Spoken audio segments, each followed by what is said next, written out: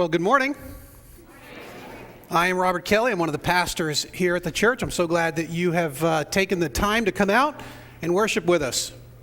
So, do you guys know how many types of munchkins there are? It's hard to even know. It's actually based on region. They'll have different types in different areas. And you know that people develop a fondness for certain munchkins. This one is my favorite. Now, how many would agree with me that this is one of the best munchkins, right? The chocolate cake. No, you're shaking your head on you? Which one do you like? Can you believe they can stuff jelly inside a munchkin? I can't even begin to understand. Anybody want some munchkins? Thank you. Munchkins? They're really good. You can even look. You can take your preference. You can take your pick, whichever one you want. You don't actually need to no, you're going to pass on my, no munchkins. You can take a pick. Some munchkins come back over here. Yep. Here, pass those back. You just take them, pass them. I should have just given it out to the people who were here early and then sat in the front. Just a little reward. Oh, you didn't get one? You wanted half of mine? Yeah, munchkins. Now, for us to get started this morning, excuse me, I'm talking with my mouth. That's rude. I need 2 volunteers who are going to help me out this morning. But before you volunteer, whoa, hands down. Before you volunteer, I need 2 specific volunteers. I need 2 folks who are fit, who are active, who consider, you're people who are actually you're gonna help me demonstrate some exercises, and so I need you to actually be, able and ready to do that. And you guys know, I know which of you have done the marathons, so I can actually just call some people up. So let's see. Hey there, I see a hand all around Ed. I see hands. All right, I need one more. One more. Anyone? We got a triathlete. Excellent. Come on up. So you're over here. Triathlete. The triathlete. Yeah, that's right. We're going to have you over here. That's it. All right. Now, here's what we're going to do. You are going to do the simple. You're going to stand behind this platform. And what you're going to do is simply right? Okay. All right. You're going to do that. You want to demo it for us? All right. That's good. All right. You can stop now. Don't start yet. You are going to do very manly jumping jacks. Sweet. Well, no, that's not manly. You got to get. I don't do manly jumping. Yeah, you got to drive it. Yeah. All right. That's the P90. That's looking good. All right. So, and we're also going to have one other helper here. Trevor is going to help us. Everyone, take it. Let's welcome Trevor. Woo! Looking good. Headband for you. Sweet. Got to do the little headband for you. Those are mostly clean. All right. We've marked off here on the floor. So here's the deal. Munchkins, 2, will give you somewhere in the neighborhood of 140 calories.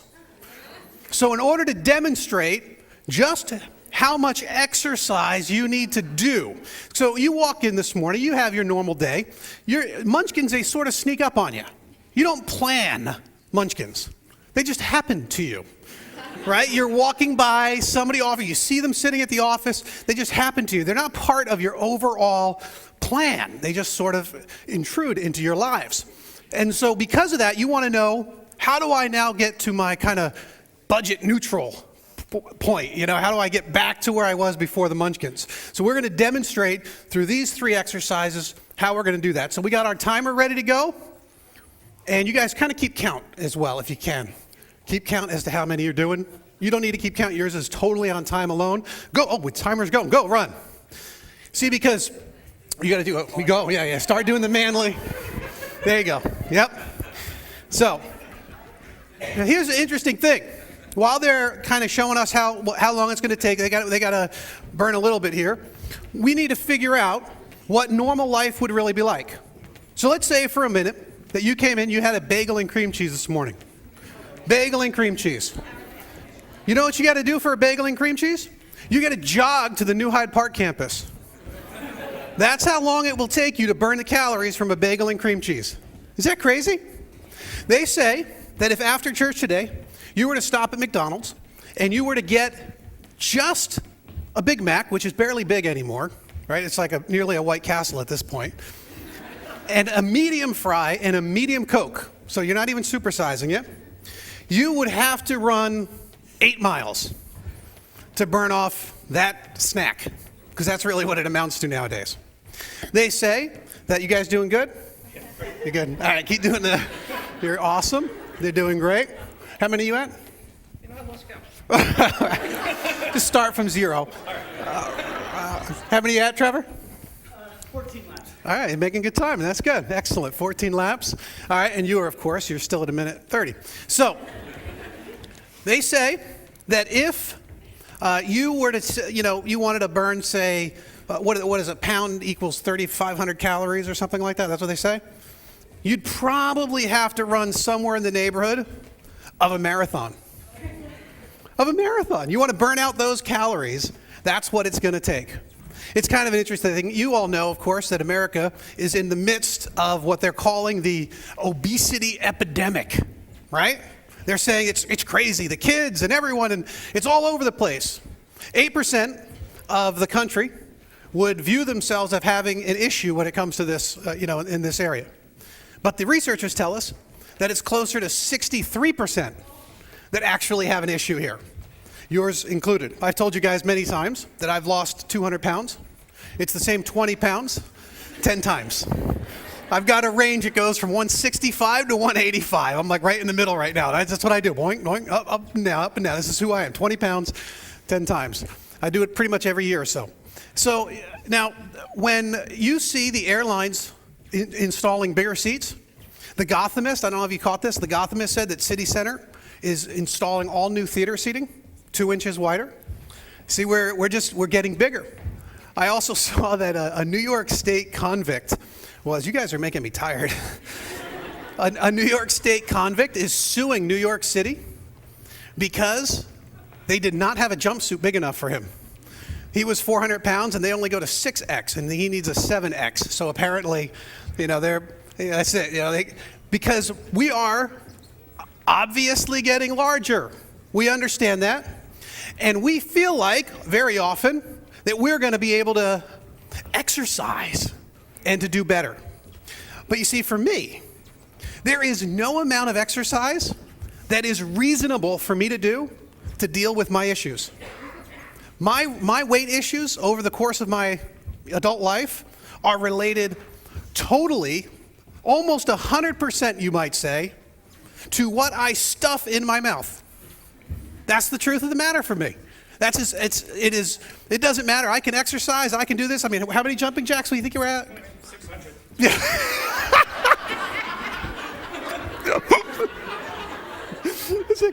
How many laps? 32. 32. Wow, you're getting close. You're getting close to 30. 30 way there. Yeah, you're close to 34. And so, these are now obviously just 2 munchkins. 2 munchkins. How could this possibly be an effective solution? How could we really believe that simply getting a little bit more active is going to take care of this problem? These are some fit folks, and they're going to be exercising here for a very long time. I mean, no, that's not the countdown. No, that's the one. So as far as our Stairmaster guy, you are probably getting very close to 1/3 of the amount of times that you would have to do this exercise in order for you to work off those 2 munchkins. Those 2 munchkins. So you're almost at 1 munchkin. You are about at 1 munchkin. So you've worked down 1 of those munchkins. So that's pretty good. Trevor, how many laps you at? 46. 46. All right. At 50, you will be exactly what? 1 munchkin? 1 munchkin. 1 munchkin. 1 munchkin. This is what you guys would have. Let's give them a round of applause. Thank you, guys.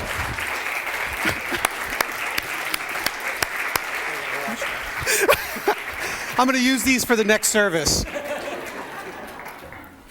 Oh, nasty.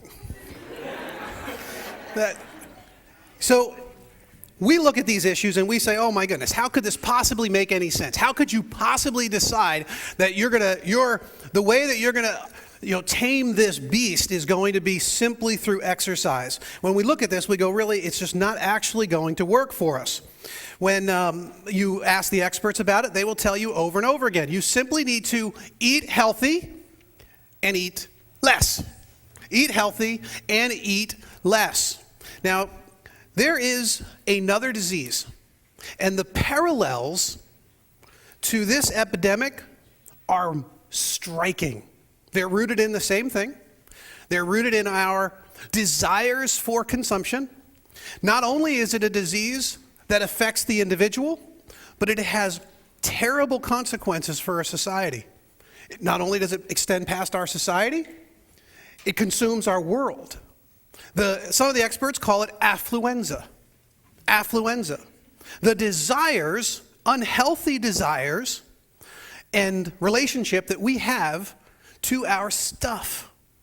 Many of us don't even realize that it is a normal part of our existence. And even if we do begin to get a sense that there might be an issue in it, that we might have an issue in this area, in the relationship that we have to our stuff, even when we start to think that, we go after the solutions in all the wrong way. We don't actually realize that simply exercising a little bit more isn't going to cut it. We have got to figure out how to deal with the healthy diet side, the eating better and eating less. For the follower of Christ, this becomes a huge and important issue for us. Well, a quote from a book called Affluenza says, people are saying that we spend and buy far more than we need.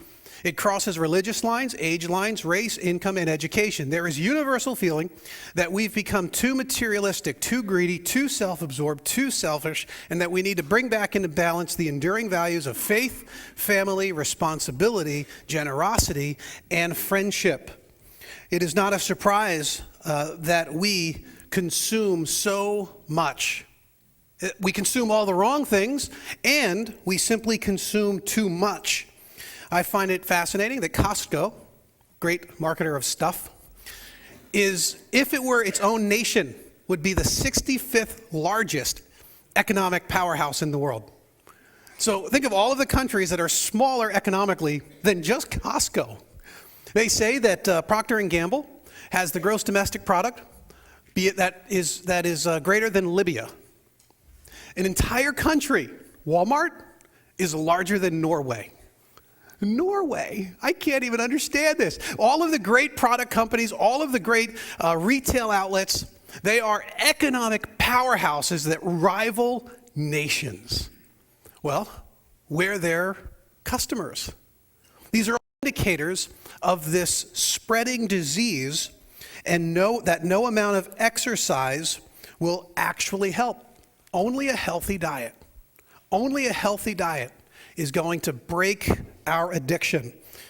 We see that a healthy relationship, when we're talking about it in these categories, is going to mean that you've got to create some way of relating to your stuff, and to begin to discipline yourself. And there's no other language that we can use for this. We need to begin to discipline ourselves toward a Christ-centered contentment. We're going to be looking at Philippians chapter 4. Philippians chapter 4. And in the spirit of burning some calories, would you please stand? And we'll read this together. Philippians 4, if you could open up in a Bible. Won't be on the screen, so you can look over at your neighbor's Bible. Starting in Philippians chapter 4, verse 10. You can read with me. Ready? I rejoice greatly in the Lord, that at last you renewed your concern for me. Indeed, you were concerned, but you had no opportunity to show it. I am not saying this because I am in need, for I have learned to be content whatever the circumstances. I know that what it is to be in need, and I know what it is to have plenty. I have learned the secret of being content in any and every situation, whether well fed or hungry, whether living in plenty or in want. I can do all this through him who gives me strength. You can be seated. There are 1,000 ways for us to talk about contentment. You can be content in relationships in life and all this other stuff. We're talking about it in relationship to our stuff this morning. I think it's fascinating to see in verse 11 there. Paul says, I'm not saying this because I'm in need, for I have learned to be content. See, contentment isn't something that comes natural. You actually have to learn it. We're not wired this way anymore. Contentment eludes us. It escapes us. And it has to be learned. And I think it is even harder to learn for those who are affluent, which, by the way, includes most everyone you will meet in our country. I know there's all sorts of discussion about the 1% and the 99, but in economic standards across the world and throughout history, we are the affluent, every single one of us. The one guy used to say that if you can buy a book, that puts you in a unique class of humanity called the affluent. If you can buy a book. Now, the World Health Organization, they did a survey, 90,000 people strong, 18 different countries.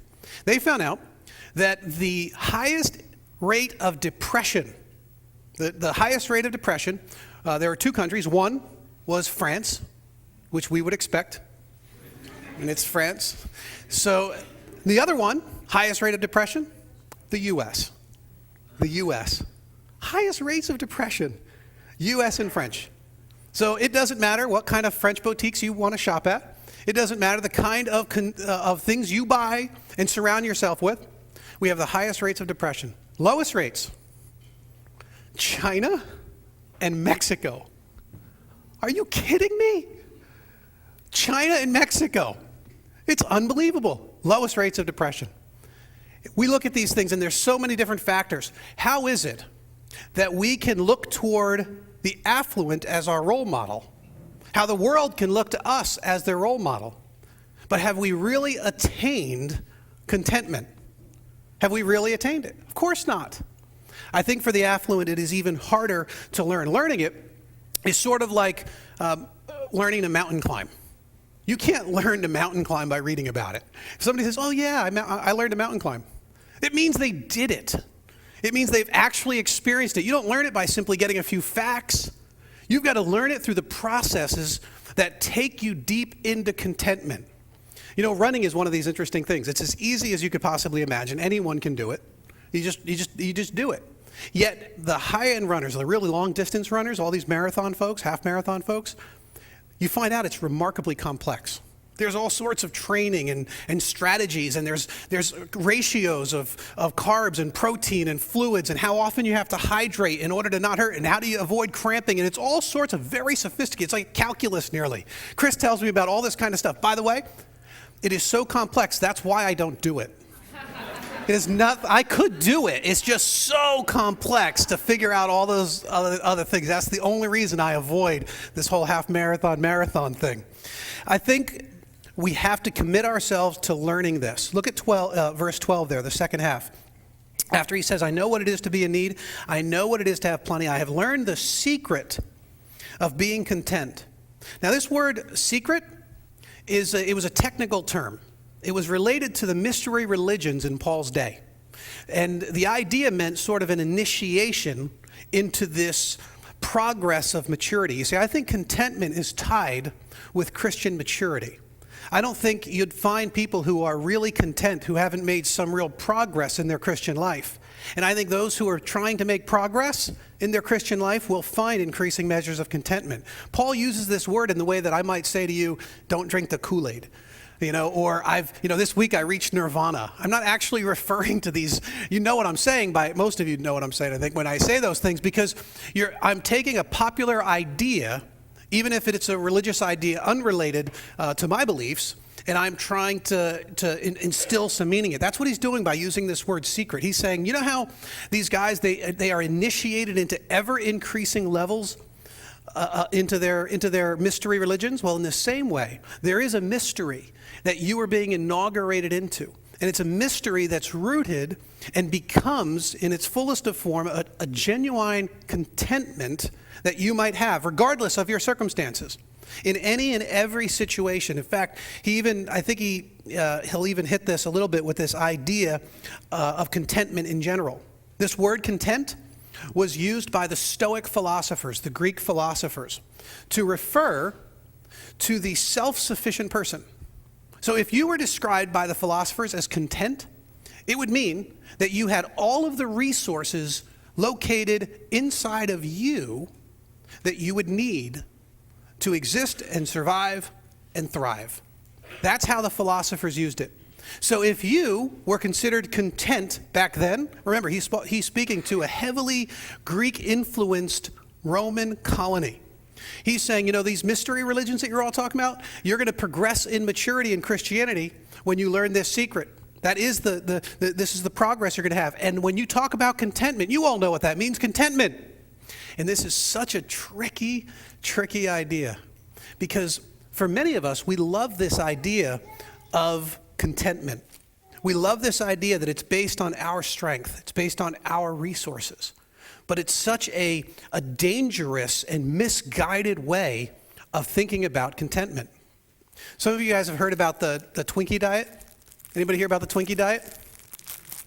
I guess I'm not going to get any takers on Twinkies after my last little, anybody even like Twinkies anymore? I really do. I think they're spectacular. The Twinkie, you'll go for a Twinkie with me? Will you share a Twinkie? All right. So there's a guy that came out, and he actually created what people are calling the Twinkie diet. He lost 27 pounds eating only things that can come out of vending machines. Ugh. So Ho-Hos, Twinkies, other types of, junk food. Now, he lost his weight. He's got all sorts of great, news about it. He restricted his calorie intake. What a terribly misguided way of thinking about health. What a terribly misguided way. The fact that they're even talking about it is dangerous. What are you going to do? You're going to start saying, I'm going to skip lunch. Let me hit the vending machine. I don't need to prepare a healthy lunch, But you see, there's something about it. He's right. He is right. There's an element of truth. If you restrict your calories enough, even if you're eating Twinkies, you'll actually lose weight and do better and hit some of your goals.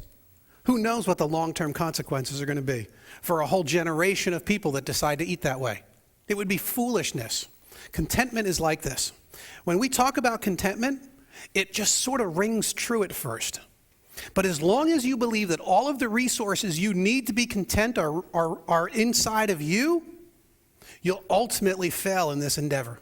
You'll ultimately fail. And I think Paul, even though he's using a very popular word at the time, he hits it because he says, I know what it is to be in need, and I know what it is to have plenty. I have learned the secret of being content in any and every situation, whether well-fed or hungry, whether living in plenty or in want. And then in 13, he gives it to us. I can do all this through him who gives me strength. Through him who gives me strength. When Paul talks about contentment, it's not rooted in the resources that we bring to the table. It's resourced through God's strength, not our strength. This is key to contentment. In fact, you might even say that the secret, if there is a secret to contentment that Paul's talking about, it's that it's not based on our circumstances. It's got to be rooted in something other than circumstances. No matter what it is you have or don't have, no matter what you long for or don't long for, if you have contentment, it needs to be rooted in something eternal, not something temporal. Not in a situation that you're lamenting or in all of the things that you're clutching to. If you want to have a healthy relationship to your stuff, your contentment can't be tied to it. It has to be independent. That's key to understanding what a healthy relationship to our stuff looks like. Now, if it is true that it isn't natural and that it has to be learned and that it is essential for Christian maturity, if you want to grow in the Christian faith and you want to develop in contentment, then how is it that we can actually go about it? I would say that the surest solution is through giving, through generosity. Look at verse 14. He says, yet it was good of you to share in my troubles. Throughout this entire letter, you will find Paul talking about how it was good that the Philippians were sacrificial in their giving. They did. They met the needs of others around them. Time and time again, they would give. They would be generous. Look at chapter 3, verse 19. He's contrasting a group of folks that are not like the Philippians. Chapter 3, verse 19, he says, their destiny is destruction. Their God is their stomach, and their glory is in their shame. Their mind is set on earthly things. He talks about their stomach, their God being their stomach. It's an idea that we see as well in Romans 16:18. He says, for such people are not serving our Lord Christ, but their own appetites. By smooth talk and flattery, they deceive the minds of naive people. You see, get the picture? There's this craving we have. There's this sort of gluttonous consumption mentality. He's not simply talking about food, but he's talking about a consumption mentality that makes all of these material things the objects we serve. They become our gods. We serve them instead of serving Christ. And if you want, think about how you feel for just a moment when you experience this. You know, my dog, sometimes I'll go in and give him a bone. Usually he'll take a snack nicely. Occasionally, if it's a big something nice and juicy, he'll grab it from me, and then he'll give me this look of distrust. And then he'll slink off to a corner to enjoy it all by himself. I'm like, what? I just gave it to you. Why are you treating me like this? You know, I don't even, what are you, he's got this mine sort of a moment, this mine sort of a moment. That grab instinct, it comes from that darker, baser place. It's an animal type of an instinct. You want to experience it for a moment. Go ahead and everyone take out your wallet or hold up your purse or something like that. Go ahead. Take out your wallet. Oh, where's my wallet? Uh-oh. My wallet's somewhere. Go ahead and take out your wallet. All right, you see it right there? All right, now, if you got a purse, you can hold your purse up. Now, just turn to the person next to you and grab it. Grab it from them. Go ahead. See that? Now, if you've done it well, grab it, right? If you just grab it, like, you got to give it back. You got to give it back. No, you see, like, there's a moment where it's like, you know, that grab kind of an instinct. It's this darker, baser kind of, really, you do have to give it back. You got to, you know, it's this base sort of a thing. It's that, you know, it comes, and it's an instinct. It's a part of who we are. And if you want to kill that grab instinct, that instinct to take what is yours and to slink off in a corner and enjoy it all by yourself, if you want to kill that instinct, you've got to give. The only way to kill the grab instinct is to give. That's it. It is one of the surest ways of going out after this kind of a thing. And it is not easy. It is not easy. When we talk about the need for us to have a healthy relationship with our stuff, that's great. That's key. Contentment is essential. But we also simply must eat less. We must eat less. You guys realize that even if you have a spectacularly healthy diet, you can still be unhealthy? Do you know that? You can still eat the oatmeal they tell you, the steel-cut oatmeal in the morning, and you can have your cheese and olive-y kind of, you know, snacks, and you can have a nice, you know, steak and veggie lunch, and at the end of the day, if you consume more calories than your body burns, you will gain weight. You could literally gain weight on carrots. It would be hard, but you could do it. You could do it if you just ate a lot of them. But you know, you see, the point is we simply consume, and if you're consuming too much, you've got to begin disciplining yourself and training yourself away from those kinds of consumption grabbing instincts. I think it is hard. It is really hard. In fact, you might say that it is so hard that, think about our obesity epidemic. Think about it. It's so difficult, and yet isn't it rooted in exactly the same thing? This desire to have, we have an unhealthy relationship with our stuff, and we just keep taking more and more and more beyond what we need. We just can't stop ourselves because this grab instinct is such a hardwired part of who the fallen human creature now is. So, of course, that means one of the things is to eat less. You know in the scriptures that they would encourage people to fast. You would fast not simply for some spiritual gain. You would fast so that you could take the resources that you did not consume and give them to those in need. Now, we don't do that. I mean, come on. That doesn't even make sense. What am I going to do? I'm going to skip my Big Mac and give it to someone who needs a Big Mac? Like, I don't even have a mechanism for this. We don't have that kind of a society anymore. But doesn't it mean that I can fast from the next new wave of technological advancement? Doesn't it mean I can fast from entertaining myself at a certain price point so that I can free up resources to help others? Doesn't it mean that I can fast from the brand new car, the upgrade vehicle that I need to get so that I can help someone else purchase a car? I mean, can't I fast from all sorts of things in order to significantly benefit the people who are in need around me? Maybe if fasting is only a part of simply eating less, maybe we can stop using our money as social capital. University of Minnesota does a whole bunch of extensive studies on how competitive we get. And when we're competitive, how we spend money in order to show that we're somehow better catch, whatever it might be, whatever social capital we're trying to build. See, money was made. It seems like it's created to be grabbed. We grab it. We're much more sophisticated. We teach our kids at an early age, don't grab. You can never grab your friend's wallet. Come on, you can't do that. We teach them far more subtle ways to grab. We talk about getting ahead, working harder, making sure that they are a step above because they want to get into the better colleges so that they can get the better jobs, so they're not doing all those low-paying jobs which aren't going to make them happy. This is how we encourage this grab instinct in our kids. We're so much more sophisticated now because we certainly don't want them to grab. And then so what happens? We teach them that money is to be clung to, and we gathered up as much as you can, because it means it's social capital. See, this is how we buy our security. We don't trust in God anymore. We need security. We need to make sure we're ready for our future.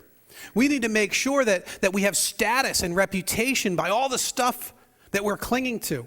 Even after we've collected it all, we've hoarded it all, and we've saved it all for some great reason, if we decide to spend it, most often we spend it so that we can grab more stuff, so that we can add more things. We park our $30,000, $40,000 cars in the driveway because our garages are simply too full. Because that's another way we could go about this. We could simply downsize our lives in every way. That means, our houses now are twice the size as our grandparents, right? You've heard these. They're twice the size. And we have less room. Smaller families, bigger houses, less room. How is that possible? Because we have more stuff stuffed into every nook and every cranny, every little crevice we can possibly find. We have outgrown these mega homes, so now we have to find places to store our stuff. The whole industry has evolved around our need to accumulate and store our stuff. What if we downsized in every way? What if we got rid of the things that now control us, the things that we're serving instead of serving Christ? What if we gave it to people and to families in need? What if we downsized our life in such a way that we were able to do this on a consistent basis? What if we just decreased our consumption mentalities? What would it look like? What kind of a people would we become? What kind of resources would we have to build into the eternal kingdom? Paul, he was able to do this through contentment, and the Philippians were able to do this through giving. The most famous verse. What's the most famous verse in all the Bible?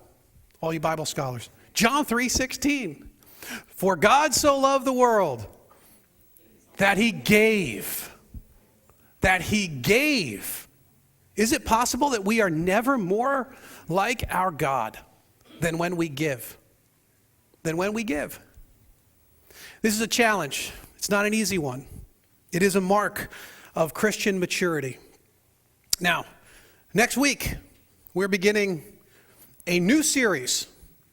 Sort of, you'll see. But we're encouraging you guys throughout this entire series to take our whole P90S challenge. We want you to continue that right through Sunday. That means reading the book of Philippians once a day. It means working on your memory verses. We also encourage you guys, if you're not in a growth group, to become part of a growth group. That's another 90-minute commitment throughout your week. And what if we were to take these kinds of principles that we've been looking at over the course of this entire series? We looked at what it means to be focused on God first and foremost, to have workout buddies who are alongside of us, to make certain that we had a giving kind of an outreach, of an outlook. What if these were the principles that were to be the foundation for a very pragmatic way of living? That's what we're going to be dedicating our next series to. For the duration of Lent, we're going to be looking at right up until Easter how to apply all of the principles, very pragmatic kinds of application points, all of the principles that we've been looking at over the last 5-6 weeks. So that is our challenge to you guys. Let me pray for you. Father, these are tough lessons. This is one of the false gods that we as Americans cling most tightly to. It's in the air we breathe. It's just all about the culture around us. Father, it is such a crazy challenge. And yet, to find contentment despite our circumstances, to give generously, to be freed from the tyranny of our stuff. This is freedom and liberation that you've promised to us if we would dedicate ourselves toward you and that end. We pray that you would stir up our hearts. Let us see the many ways that we can do these kinds of things in our lives so that we might be transformed more and more into the image of Jesus Christ, so that we might be more like our God. In Christ's name we ask. Amen.